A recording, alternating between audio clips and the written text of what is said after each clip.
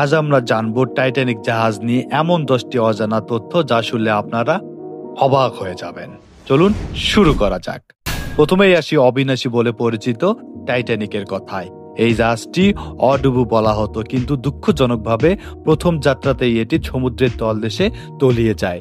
1912 সালের 14 এপ্রিল রাতে একটি আইসবার্গের সাথে সংঘর্ষের পর এই বিশাল জাহাজটি ডুবে যায়। যে জাহাজকে অবিনাশী বলা হতো তার এই পরিণতি সত্যি বিস্ময়কর। এরপর আসি লাইফ বোট সংকটের কথায়।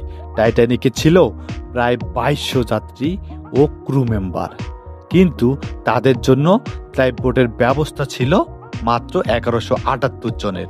এই চরম অপ্রতুলতার কারণে অনেক যাত্রী নিজেদের জীবন বাঁচাতে পারেননি। এটা সত্যি একটা বড় ত্রুটি ছিল, যা অনেক প্রাণহানির কারণ হয়েছিল। তৃতীয় তথ্যটি আপনাদের অবাক করবে। টাইটানিক ছিল একটি ভাসমান প্রাসাদের মতো।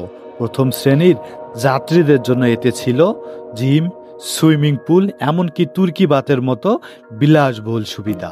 এই জাহাজে থাকা যেন একটি 5 তারা হোটেলে অবস্থান করার মতোই ছিল। কল্পনা করুন, সমুদ্রের মাঝখানে ভেসে বেড়ানোর সময় আপনি জিমে ব্যায়াম করছেন বা সুইমিং পুলে সাঁতার কাটছেন। চতুর্থ তথ্যটি হলো টাইটানিকের ফার্স্ট ক্লাস যাত্রীদের জন্য বিশেষ 11 কোর্স ডিনারের ব্যবস্থা।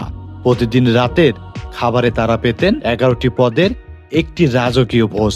এতে থাকতো ওয়াইন থেকে শুরু করে নানা ধরনের মাংস, সুস্বাদু ডেজার্ট, যা কিনা একজন রাজার খাবারের সমতুল্য ছিল। এই বিলাসী খাবারের তালিকা শুনলে যে কারো মুখে পানি এসে যাবে। পঞ্চম তথ্যটি হলো টাইটানিকের সবচেয়ে ছোট যাত্রীর কথা। তার নাম ছিল মিলভিনা, যার বয়স ছিল মাত্র 2 মাস। ভাবুন তো, এত ছোট্ট একটা শিশু এত বড় একটা জাহাজে যাত্রা করছে। মিলভিনা ছিলেন টাইটানিকের শেষ জীবিত যাত্রী, যিনি 2009 সালে 97 বছর বয়সে মারা যান। ষষ্ঠ তথ্যটি হলো টাইটানিকের শেষ ভ্রমণের সময়কাল। আইসবার্গের সাথে সংঘর্ষের পর জাহাজটি পুরোপুরি ডুবতে সময় নিয়েছিল 2 ঘন্টা 40 মিনিট। এই সময়ের মধ্যে যাত্রীরা নিজেদের বাঁচানোর চেষ্টা করেছিলেন, কিন্তু অনেকেই সফল হননি। ভাবুন তো, আপনি জানেন আপনার জাহাজ ডুবছে, কিন্তু আপনি কিছুই করতে পারছেন না। কি ভয়ঙ্কর অনুভূতি, তাই না? সপ্তম তথ্যটি আপনাকে অবশ্যই মুগ্ধ করবে। টাইটানিকের সঙ্গীত শিল্পীরা দেখিয়েছিলেন অসাধারণ সাহস। জাহাজ যখন ডুবছিল তখনও তারা বাজিয়ে যাচ্ছিলেন তাদের বাদ্যযন্ত্র। শেষ মুহূর্ত পর্যন্ত তারা চেষ্টা করেছিলেন যাত্রীদের মনোবল ঠিক রাখতে। এই বীরত্বপূর্ণ কাজের জন্য তাদের স্মরণ করা হয় টাইটানিকের নায়ক হিসেবে। অষ্টম তথ্যটি একটু হতাশাজনক। টাইটানিক দুর্ঘটনার আগে কয়েকটি জাহাজ থেকে আইসবার্গের সতর্কবার্তা পাঠানো হয়েছিল, কিন্তু দুর্ভাগ্যবশত এই সতর্কবার্তাগুলো যথাযথ গুরুত্ব দেওয়া হয়নি। যদি এই বার্তাগুলো শোনা হতো তাহলে হয়তো এই মর্মান্তিক দুর্ঘটনা এড়ানো যেত। এটা দেখায় যে কখনো কখনো ছোট ছোট সতর্কতা কতটা গুরুত্বপূর্ণ হতে পারে।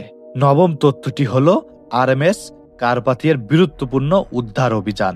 এই জাহাজটি টাইটানিকের SOS সংকেত পেয়ে দ্রুত ঘটনাস্থলে পৌঁছায় এবং 704 জন যাত্রীকে উদ্ধার করে। কারপাথিয়ার ক্যাপ্টেন আর্থার রোস্টন এবং তার ক্রু সদস্যদের এই সাহসী কাজের জন্য বিশ্বব্যাপী প্রশংসা করা হয়েছিল। সর্বশেষ তথ্যটি হলো টাইটানিকের ধ্বংসাবশেষের সন্ধান। দীর্ঘ 73 বছর পর 1985 সালে সমুদ্রের তলদেশে টাইটানিকের ধ্বংসাবশেষ খুঁজে পাওয়া যায়। এই আবিষ্কার টাইটানিকের গবেষণায় নতুন একটি অধ্যায় শুরু করে।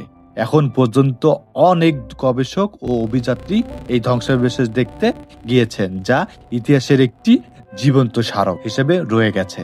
এটি ছিল টাইটানিক সম্পর্কে 10টি অজানা তথ্য। আশা করি এই তথ্যগুলো আপনাদের অবাক করেছে এবং টাইটানিকের ইতিহাস সম্পর্কে আপনাদের জ্ঞান বাড়িয়েছে। এই ছিল টাইটানিকের 10টি অজানা তথ্য। এই 10টি তথ্যের মধ্যে কোন তথ্যটি আপনাকে সবচেয়ে বেশি অবাক করেছে অবশ্যই কমেন্ট করে জানিয়ে দিবেন। আজকের ভিডিও এই পর্যন্তই, দেখা হবে অন্য একটি ভিডিওতে। আসসালামু আলাইকুম। আর হ্যাঁ, অবশ্যই আহরণের সাথে থাকবেন, সাবস্ক্রাইব করবেন।